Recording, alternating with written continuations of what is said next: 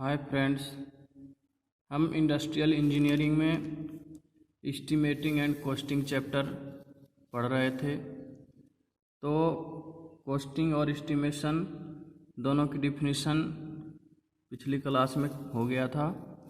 आज जो है एलिमेंट्स ऑफ कॉस्ट पढ़ेंगे, लैडर ऑफ कॉस्ट पढ़ेंगे। बहुत ही इम्पोर्टेंट टॉपिक है। तो एलिमेंट्स ऑफ कॉस्ट में वे जनरली जो है 3 एलिमेंट्स हैं कॉस्ट के: material cost, cost of labour और एक्सपेंस। सभी जो है डायरेक्ट कॉस्ट हैं और इनडायरेक्ट कॉस्ट हैं।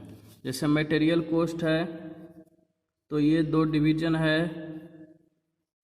डायरेक्ट मटेरियल कॉस्ट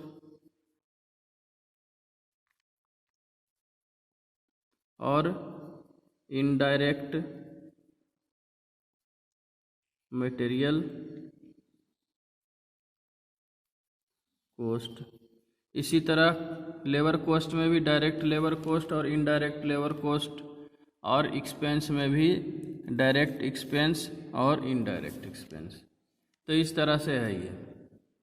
तो सबसे पहले जान लेते हैं मटेरियल कॉस्ट। मटेरियल कॉस्ट जैसा कि नाम से पता है कि जो भी कॉस्ट प्रोडक्शन रिलेटेड मटेरियल में लगता है, जो भी खर्च लगता है वो मटेरियल कॉस्ट कहलाता है।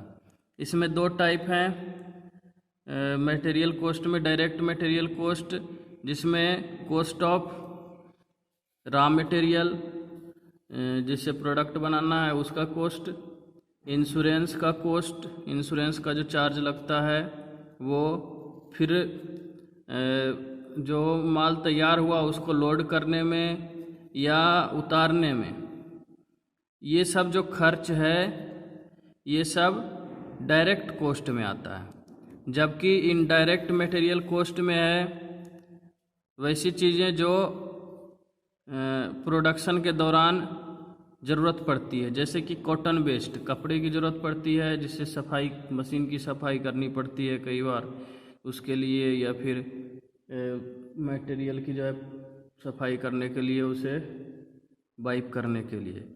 उसी तरह कूलेंट का कॉस्ट मशीन में जो डालते हैं, फिर स्क्रू, ऑयल, ग्रीज, ये सब कॉस्ट जो है इनडायरेक्ट मटेरियल कॉस्ट है। इसके बाद है कॉस्ट ऑफ लेबर यानी लेबर कॉस्ट। ये भी 2 टाइप है, डायरेक्ट लेबर कॉस्ट और इनडायरेक्ट लेबर कॉस्ट। तो डायरेक्ट लेबर कॉस्ट में जो ऑपरेटर है, वर्कर है, हेल्पर है, इन सब को जो सैलरी दी जाती है, उन सब पे जो खर्च किया जाता है, सैलरी दी जाती है, वो डायरेक्ट कॉस्ट में आता है, क्योंकि ये डायरेक्ट मटेरियल तैयार करते हैं। यह जो है मेन रूप से जो है प्रोडक्शन के जो मेन पार्ट हैं ये हैं इससे। जबकि इनडायरेक्ट लेबर जो है, जैसे सुपरवाइजर है, ये सिर्फ जो है देख रेख करता है, इंस्पेक्टर है, स्वीपर है, वॉचमैन है, तो ये सब इनडायरेक्ट रूप से जो है लेबर कॉस्ट है। ये इन सब पे को जो सैलरी दी जाती है वो इनडायरेक्ट, मेनली जो प्रोडक्शन में इन्वॉल्व रहता है वो वर्कर रहता है, हेल्पर, ऑपरेटर, इस तरह से। लास्ट इसका 3rd है एक्सपेंस। तो एक्सपेंस जो है ये भी डायरेक्ट और इनडायरेक्ट दोनों टाइप का एक्सपेंस होता है। तो डायरेक्ट एक्सपेंस में expense on drawings, cost of jigs and fixture, jigs fixture के कॉस्ट और टूल्स का कॉस्ट, ये डायरेक्ट कॉस्ट में आता है, डायरेक्ट एक्सपेंस में। जबकि इनडायरेक्ट एक्सपेंस में एडमिनिस्ट्रेटिव या प्रशासनिक जिसमें खर्च होता है उसमें, फिर सेलिंग प्राइस, सेलिंग में बेचने में जो खर्च, सेलर जो है जो उसको सैलरी दी जाती है, इन सब में जो है इनडायरेक्ट एक्सपेंस कहलाएगा ये। इसके बाद है लैडर ऑफ कॉस्ट। तो कॉस्ट की जो लैडर है ये 2 बार आ चुका है। 4 मार्क्स में एक बार आया हुआ है, एक बार 10 मार्क्स में आया हुआ है, तो इसलिए ये बहुत और ज़्यादा इम्पोर्टेंट है उससे। तो ये लैडर ऑफ कॉस्ट है: direct material cost, direct labour cost, direct expense. ये सबसे पहले है। फिर फैक्ट्री ओवरहेड है, तो फैक्ट्री ओवरहेड उसी तरह administrative and miscellaneous overhead, selling and distribution expense, फिर प्रॉफिट, ये सब है।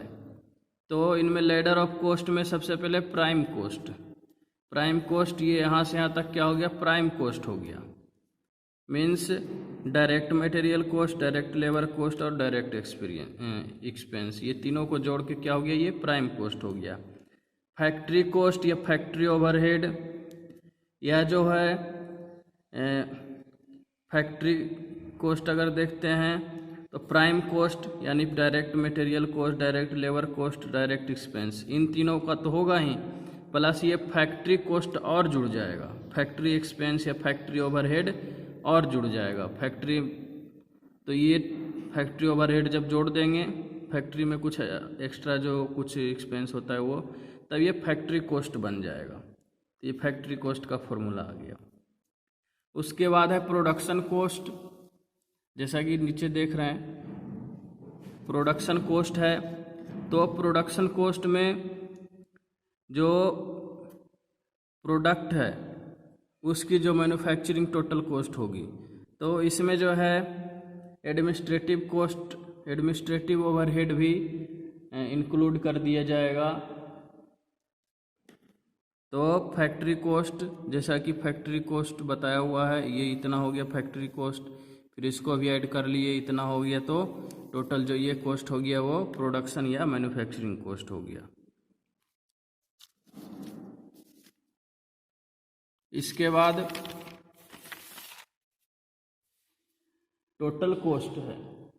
तो टोटल कॉस्ट जो होगा वो मैन्युफैक्चरिंग कॉस्ट और सेलिंग एक्सपेंस और डिस्ट्रीब्यूशन एक्सपेंस, इन तीनों को जो है ऐड कर देंगे तो टोटल कॉस्ट हो जाएगा। जैसा कि पीछे से आपको बताया हुआ है कि सब ऐड होता जा रहा है, लेडर जो बन रहा है, लास्ट जो सेलिंग प्राइस है वो टोटल कॉस्ट प्लस प्रॉफिट है।